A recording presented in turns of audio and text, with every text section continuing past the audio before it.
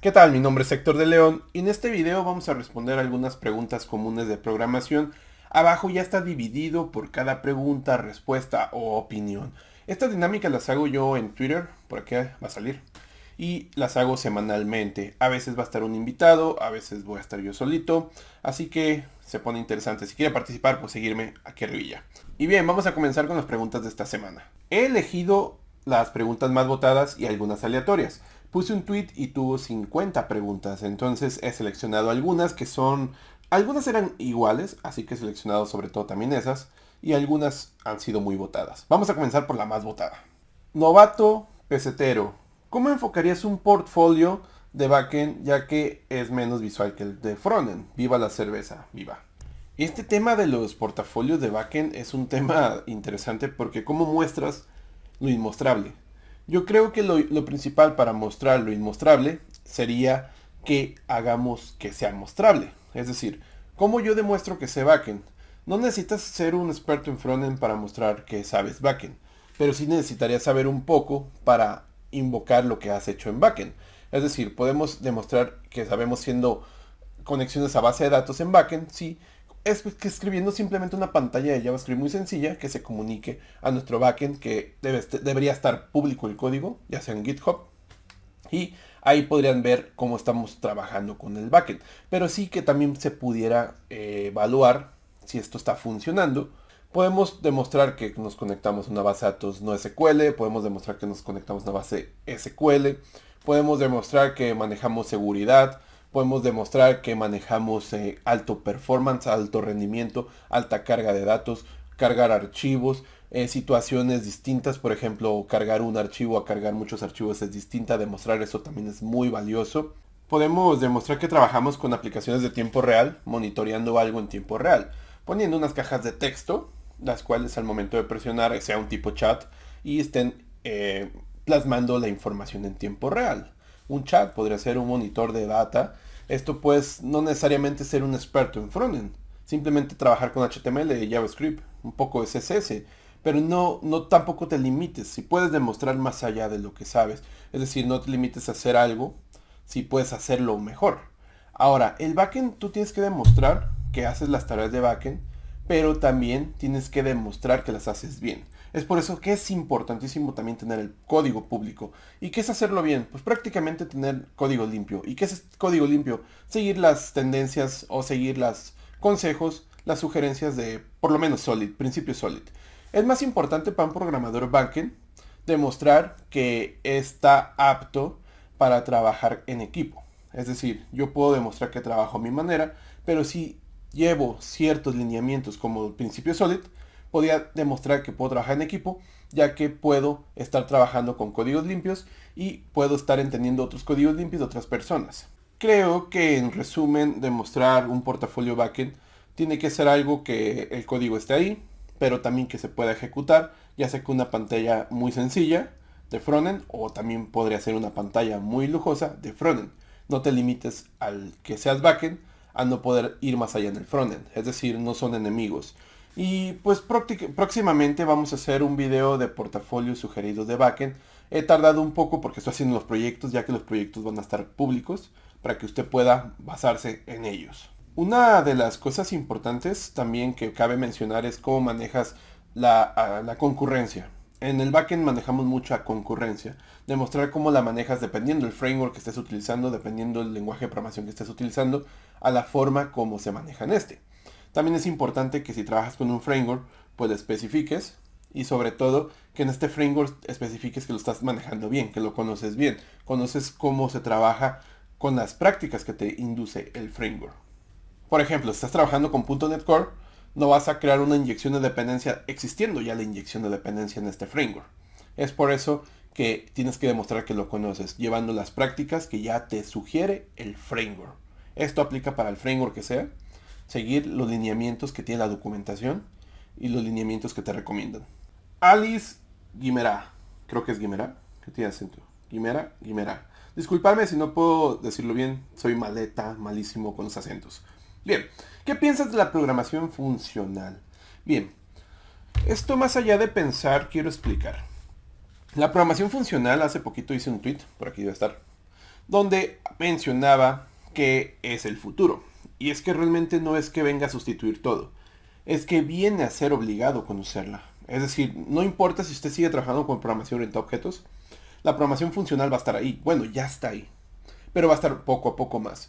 ¿Por qué? La programación funcional es un cierto conjunto de lineamientos y prácticas que te llevan a hacer la programación de otra forma. Otras prácticas que te van a llevar a hacer quizá lo mismo que estás haciendo con programación imperativa. La programación funcional prácticamente es seguir el lineamiento del cálculo lambda. Una de las reglas es que si tienes funciones, las funciones tienen que ser puras. Si tu función recibe dos parámetros y estos dos parámetros es un pato y una gallina y este pato y una gallina te regresa un pato-gallina, si usted manda en un futuro un pato y una gallina a esa misma función, debería recibir nuevamente un pato-gallina. Es decir, si usted manda un 1 y un 2, en el futuro debería recibir siempre el mismo resultado de su operación en la función. Esta no debe cambiar. Segundo, si usted tiene una función y está mandando elementos, estos elementos no tienen que cambiar dentro de la función. Si la función te regresa algo, debería ser elementos nuevos. Esto es parte de la inmutabilidad de la programación funcional. La inmutabilidad la vemos bastante en JavaScript, sobre todo en los métodos de las listas y las colecciones. Por ejemplo, el método map.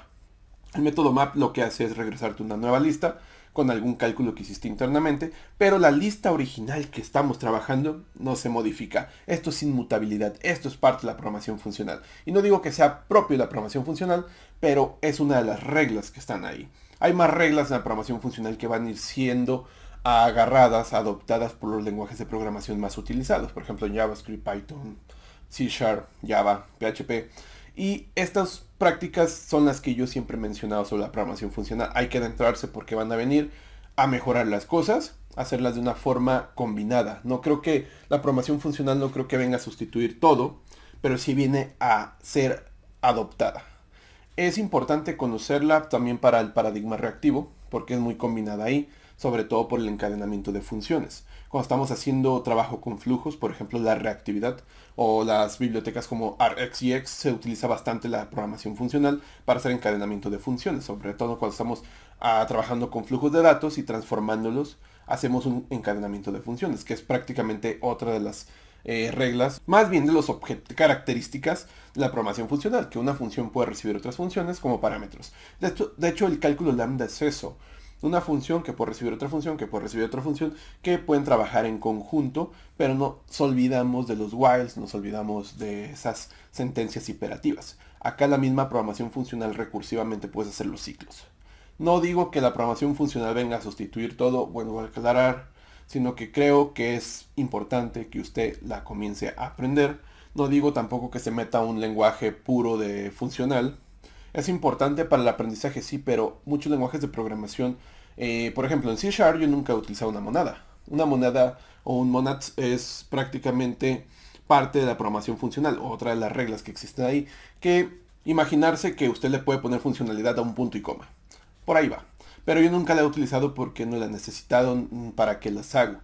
Pero yo creo que poco a poco van a estar metiéndose este tipo de conceptos a los lenguajes de programación más adoptados y más a la mano. Pero por ahorita basta con que usted conozca que es una función pura, basta con que usted conozca que es una función de primer orden, basta con que conozca que es una función de orden superior, basta con que entienda lo más importante que creo de aquí, la inmutabilidad. Inmutabilidad es importantísimo, es un concepto que nadie habla, es un concepto que siempre utilizamos, inmutabilidad. La inmutabilidad de que la data, si está trabajándose, no se va a modificar en sus métodos que estén dentro de esta. Es decir, usted va a obtener siempre elementos nuevos, una copia de elementos nuevos, modificada esta copia, pero el elemento original no se va a modificar. Inmutabilidad, recordarlo. Inmutable, inmutable. Alex Casarrubias con S, doble R. Recordarlo, Casarrubias con S y doble R. No Casanova. Bien, con buenas bases de lógica es posible aprender cualquier lenguaje o framework. La lógica. ¿Qué es la lógica? La lógica todos tenemos lógica, sin importar somos programadores, somos personas comunes y corrientes. Los programadores son personas comunes y corrientes, claro. Sí, pero estamos más relacionados con la lógica porque diario trabajamos con la lógica. Pero la lógica a un nivel abstracto, ¿no? Ahora, el punto, todos tenemos lógica, pues el sentido común, ¿no? Es una lógica, pero ahora, hablemos un poco ya más al nivel de la lógica como la filosofía de la demostración. La lógica, a final de cuentas, es un conjunto de reglas y hechos que nos van a demostrar que algo es verdadero o algo es falso. Entender esto, pues prácticamente en la programación hacemos eso, ¿no? Ponemos un if, ¿es verdadero o falso? Ah, sí, entra o no entra. Poder entender cómo son los ands, los or, que te va a llevar a hacer una negación de un true. Y esto es la lógica, la demostración de hechos. Demostrar que algo es... El cielo es azul. ¿Por qué es azul? Porque si volteas por arriba lo ves y es azul. Pero pues este es un hecho basado en tu visualización, ¿vale? Quizá para un animal no es azul. Pero el punto es la demostrabilidad de los hechos. Un triángulo tiene tres lados, eso es lo más abstracto que puede existir, porque el triángulo en cualquier parte del universo va a ser una figura de tres lados. Esto se puede demostrar. Esto es donde aplica la lógica. Nosotros en la programación aplicamos la lógica pues en todos lados. Con buena lógica, más bien yo quisiera decir con buena abstracción. Cuando usted tiene buena abstracción, puede entender más rápido conceptos de programación como sea frameworks, sean lenguajes de programación. Ahora, hay lenguajes de programación con un paradigma interactivo o un paradigma orientado a objetos, que son los más utilizados. Tenemos a Java, tenemos a C Sharp, tenemos a PHP. Y estos lenguajes de programación, una vez que entiendes el paradigma orientado a objetos, pasarte de uno a pasarte a otro orientado a objetos no es tan difícil, porque ya entiendes la base, ya entiendes esa parte abstracta de qué es una clase, qué es la herencia, son los encapsulamientos. Y usted cuando se pasa de un lenguaje de estos a otro, va a buscar cómo se hace eso que ya conoce en este otro lenguaje. Ahora, ¿qué pasa con el paradigma funcional que hablamos en el punto anterior? El paradigma funcional, cuando usted lo aprende, tiene que olvidarse de la programación orientada a objetos, no tiene que andar buscando cómo hago una herencia aquí, cómo hago un objeto aquí, porque no existe en las reglas del paradigma funcional. El paradigma funcional, la función es la base, la función es la que tiene la data, la función es eso. Nos vamos a especificar en una forma distinta de pensar. Y usted cuando tiene un nivel alto de abstracción, entender esta parte de un paradigma a otro paradigma también puede ser más fácil. Solamente tiene que evitar decir, aquí no se utilizan objetos, olvidarme de eso. No quiero utilizar objetos porque estoy utilizando paradigma funcional. Bien, aprendamos paradigma funcional, cómo se hace un recorrido de lista. Ah, mira, aquí se hace de otra forma, aquí no hay un while. El punto es entender que la abstracción es esa forma de cómo resumes la solución a un mínimo. Cómo reduces una figura a tres lados, un triángulo. El punto es entender que nuestra mente va a ir experimentando cosas y estas cosas nos van a ir haciendo aprender. El aprender debería ser que resumamos las soluciones a cosas más pequeñas, a cosas más escalables, a cosas más legibles. La abstracción es eso. Yo creo que lo más importante en la programación es ser abstracto. Es un tema filosófico, ni siquiera es propio de la programación. Es un tema que viene desde los griegos, que andaban todos borrachos pensando y dijeron, abstracción, ah, mira, es esto. Aquí el punto más importante es la abstracción. Segundo, ser autodidacta, no tener dependencias de decir, es que no han sacado un video de esto, no puedo aprender. No tener esas dependencias. Tú debes ser autodidacta, es decir, tienes el contenido, aprender de ese contenido por tu cuenta. No depender de un maestro. Es decir, no esperar a que alguien te lo explique, sino que tú explicártelo a ti mismo, aprender a explicarte a ti mismo las cosas. Porque al final de cuentas nosotros cuando estamos programando sistemas, muchas veces vamos a estar solos. Y estar esperando que nuestro team leader o nuestro líder de proyecto esté ahí para ayudarnos, pues de hecho es una mala práctica. Tenemos que sacar las cosas por nuestra cuenta. Se vale preguntar, pero no se vale depender completamente. De decir, es que no has sacado un curso, es que no has sacado un video sobre esto, no puedo seguir adelante porque estoy esperándolo. Esa dependencia es fatal, esa dependencia te va a llevar para abajo. Me he alargado un poquito con este tema porque es un tema complejo. Es decir, es un tema enorme para explicarlo en esta pregunta, pero por eso me extendí. Yo creo que lo importante son estas cosas y sobre todo entender que la lógica no es propia de la programación. La lógica pues está ahí. Es la forma de demostrar hechos. Alberto Ortiz pregunta, ¿en qué momento recomiendas aprender un segundo lenguaje de programación? Mira, a pesar de todo, muchos programadores piensan que el lenguaje de programación cuando están comenzando es el único que van a utilizar toda la vida y no es así. Yo a lo largo de mi vida he trabajado con más de 10 lenguajes de programación. Estoy trabajando actualmente con 4 o 5 lenguajes de programación. Es decir, la tarea del programador no es que aprendas todo, sino que estés siempre a la disponibilidad de poder aprender otro lenguaje de programación si es conveniente para ti. Es decir, si hay dinero, si hay una mejora en tu vida, sobre todo vas a tener más tiempo, vas a tener más dinero. Son los dos factores que yo vería que vale la pena aprender otro lenguaje de programación.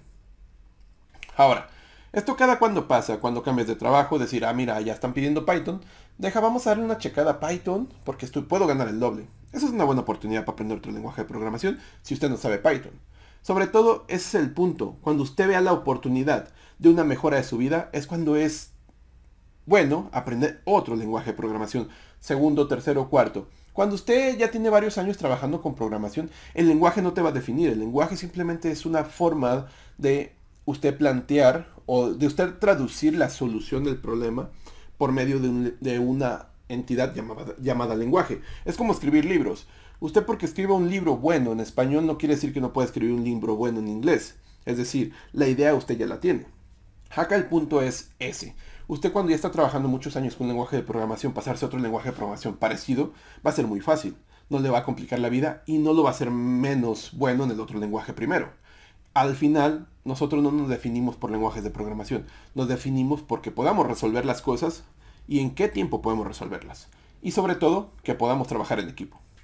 Y pues nada, si usted quiere participar en estas dinámicas, puede seguirme por acá.